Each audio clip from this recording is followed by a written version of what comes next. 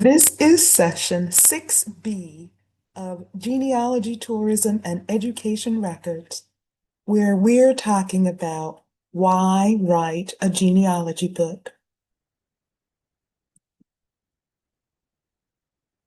We're drawing on the 2015 New York Public Library article titled 20 Reasons Why You Should Write Your Family History.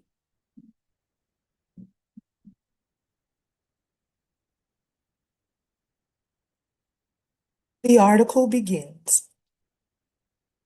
If you have done any family history research, such as looking for records on ancestry.com or Family Search, or conducting interviews with older family members, you may have pondered writing about your genealogy research. Here are 20 reasons why you should cease pondering and start writing. I'll share here that you can see related content on oral history in the Slave Grandchildren Remember series and more on why we write genealogies in additional genealogy, tourism, and education records series. So back to the article. The number one reason to write your genealogy, it says, is because you'll feel wiser. According to a 2014 Ancestry.com global study of users, 1/3 of online adults use the internet to learn more about their family history. 67% said that knowing their family history has made them feel wiser as a person. 72% said it helped them be closer to older relatives. And 52% said they discovered ancestors they had not known about. Number 2, first-person narratives and family histories are important historical documents. Here are 2 quotes from the 2014 book, The Story of You, a guide for writing your personal stories and family history by John Bond, that are to emphasize this point.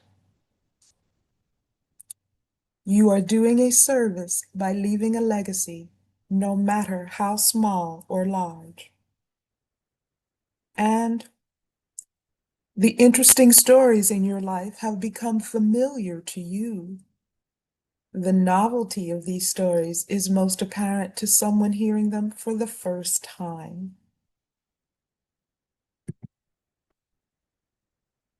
Number 3, you are an important person. You have things to pass on to your children, to your local history society, to unknown future generations.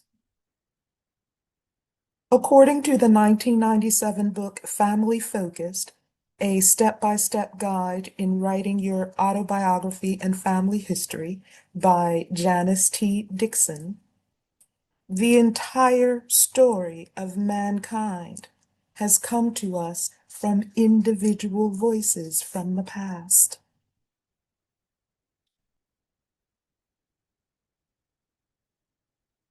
Number 4, you and your family are important to somebody, probably many somebodies.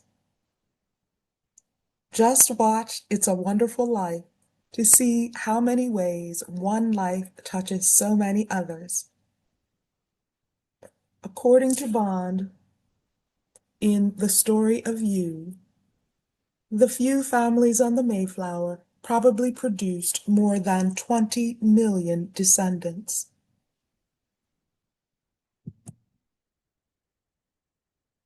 The number 5 reason to write your family story. Family trees are abstract.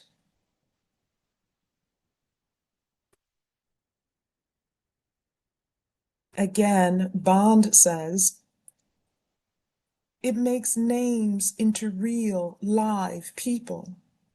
Family stories help you and your family become more than a birth and a death date. Number 6, memories over time become fragmented and distorted. People may not remember the things you told them, but did not write down.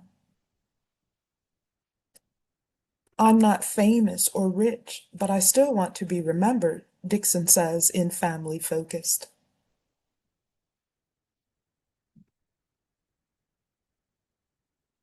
Number 7, writing your family history gives you the chance to depict your ancestors as you see fit. You cannot write our story. You have no right, Native Americans said in 2004 in reaction to depictions of their ancestors in documents about Lewis and Clark. Published in History News, summer 2014. Number 8. Number 8 is there is a need for diverse family histories about those who have not been represented well in history texts. For members of marginalized groups, speaking personally and truthfully about our lives plays a small part in erasing years of invisibility and interpretation by others, according to Judith Barrington in her 1997 book, Writing the Memoir, From Truth to Art. Number 9. There is a need for more family histories documenting female lines. The traditional descendants of genealogy usually begins with the immigrants and follows descendants for some number of generations. Often they have a paternalistic bent and follow only male descendants who bore the surname. In the future, we hope to see less shortchanging of maternal lines and collateral lines in published material. According to the 1996 book, Producing a Quality Family History by Patricia Law Hatcher. Number 10. There is a need for more family histories about families who are not affluent. Genealogical publishing in the past was accessible primarily to the affluent. Modern genealogists are researching ancestors who were relatively recent immigrants, landless, illiterate, living on the frontier, or migrating. There seems to be a trend away from idealizing our ancestor, Hatcher says, in producing a quality family history. Number 11. Family histories humanize the people you know or know and permits them to be remembered and known by those who did not know them. The generation slipped away as I shared her grief for a moment. In reading her words, I felt closer to my grandmother than I ever have, Dixon says in Family Focused.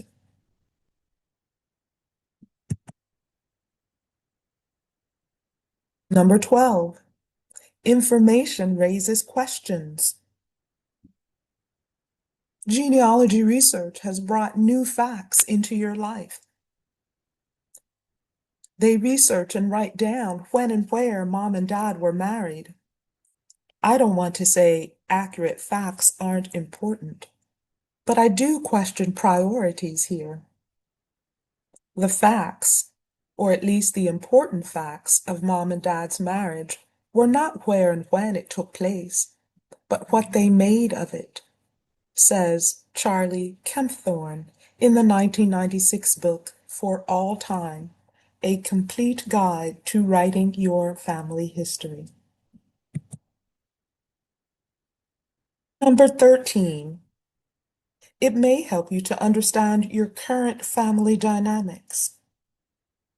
I spent a year writing my story, which is also my mother's story, and the story of our family.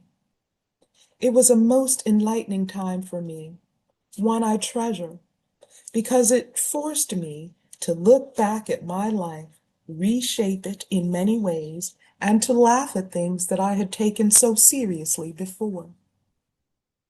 I matured in many ways and became more tolerant and caring. It also freed me from some of my doubts and fears, Dixon says in Family Focused. Number 14. It will help you build or solidify a sense of family. I suggest that family history is more important than any other history, simply because family is the fundamental, rock-bottom unit of society, Kempthorne says in For All Time. Number 15. Writing is reflective. Writing is investing in yourself. In writing your personal history, you put perspective and purpose in your life. You begin to understand yourself better than you ever have, Dixon says in Family Focused.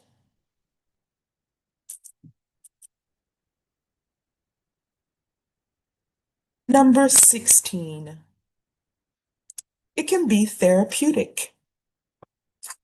Studies show that writing about oneself and personal experiences can improve mood disorders, help reduce symptoms among cancer patients, improve a person's health after a heart attack, reduce doctor visits, and even boost memory. Writing and then rewriting your personal story can lead to behavioral changes that improve happiness, according to the book Writing Your Way to Happiness by Tara Parker Pope, published in 2015. Number 17. Don't take for granted that the lives of your ancestors are lost. Evidence of the people they have been exists somewhere and is discoverable. Virtually all my finds have been made from old manuscripts in public repositories and have been of the family moving not in the company of celebrities, but among people as little known to fame as themselves, according to Tarek Fitzhugh in How to Write a Family History. You see here a nice example of finding what you or others think is unfindable. A 2025 Facebook post on Black Pearls of Genealogy says, "When I began my family heritage research, I thought there was no way I would find any info on my once enslaved great-grandmother Mariah. Decades before, my mother had told me Mariah was a spy for the Union. Turns out, unbeknownst to me, her photo was on TV while I was looking for her. Plus, she's a mini celebrity in Franklin, Tennessee, her hometown, where there's a street and 3 housing complexes named for her son, my grandfather." After years of on and off searching, I Googled her name. Tip to others, start with that. It was like the doors of the Library of Congress opened up. Here's Mariah Bell Winder McGavick Odie Reddick's photo with her second husband, my great-grandfather, Bolin Reddick. I was inspired to write her story, and my wife and I did just that. And you see their book there titled Clandestine.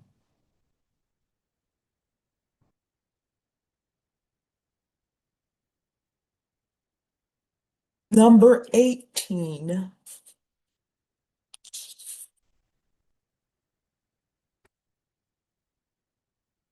It will have a wider impact than you might imagine. After publishing some of her family histories and donating to libraries and archives, author Penny Stratton heard from other researchers that they had found leads and data in her writing. Family members and even distant cousins may become more forward in contributing photos and stories for your genealogical research. And number 19, it's cousin bait.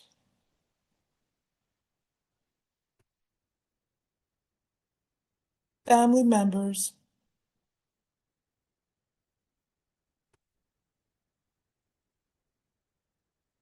when family members come out of the woodwork, it's called cousin bait.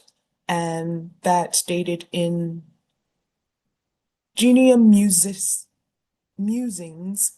Why Do You Write About Your Personal Research by Randy Seaver in 2015. And the number 20 reason to write your family history book, according to the New York Public Library, the place that began collecting these books in 1896, is you will be encouraged to archive and preserve the documents. That's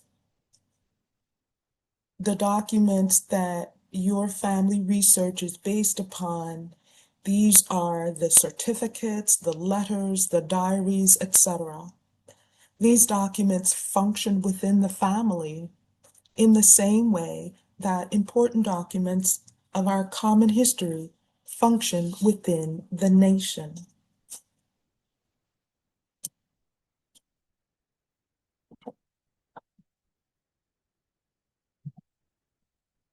The article ends by noting that writing your family history is a class offered by the Milstein Division of United States History, Local History, and Genealogy. Please check our website for upcoming dates. And if you have a family history that you would like to donate to libraries, consider the New York Public Library.